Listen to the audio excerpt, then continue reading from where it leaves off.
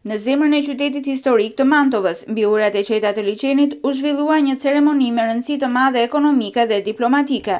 Në bordin e një anije turistike u nënshkrua marrëveshja e bashkëpunimit për shkëmbimin e mallrave mes portit Valdaro të Mantovës dhe portit të Durrësit, duke shënuar një hap të ri në bashkëpunimin tregtar mes Italisë dhe Shqipërisë. Marrëveshja pritet të sjellë një perspektivë të re për zhvillimin ekonomik të dy vendeve, duke afirmuar portin e Valdaros si një nyje kyçe për transportin lumor dhe toksor dhe një pikë strategjike për tregtinë me Ballkanin.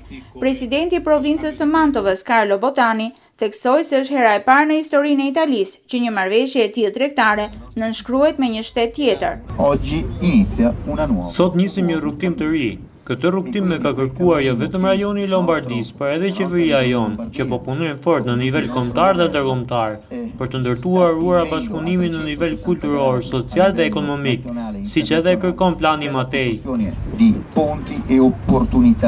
Drejtori i portit Valdaro të Mantovës, Gabriele Negrini, dhe drejtori financiar i portit të Durrësit, Donjet Zenjeli, shprehën vlerësimin e tyre për këtë iniciativë, duke theksuar rëndësinë e bashkëpunimit të mëtejshëm për implementimin e marrëveshjes. Në portin e Durrësit kemi gjetur partnerin e duhur jo vetëm për shkëmbimin e mallrave, por edhe për shkëmbimet kulturore dhe njohje reciproke mes dy vendeve tona.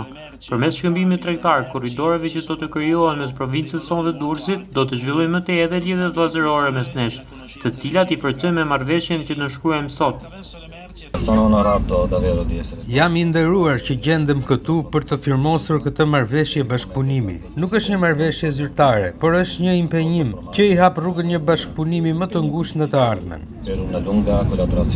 Firmosja e kësaj marrëveshje u arrit dhe fal kontributit të ambasadorit të kombit shqiptar Petrit Kozeli, që prej vitesh ka ndërtuar ura lidhëse mes Italisë dhe Shqipërisë. I njohur si italiani i Shqipërisë dhe shqiptari i Italisë, Kozeli nuk është vetëm një mjeshtër artizan, por dhe një diplomat në shpirt.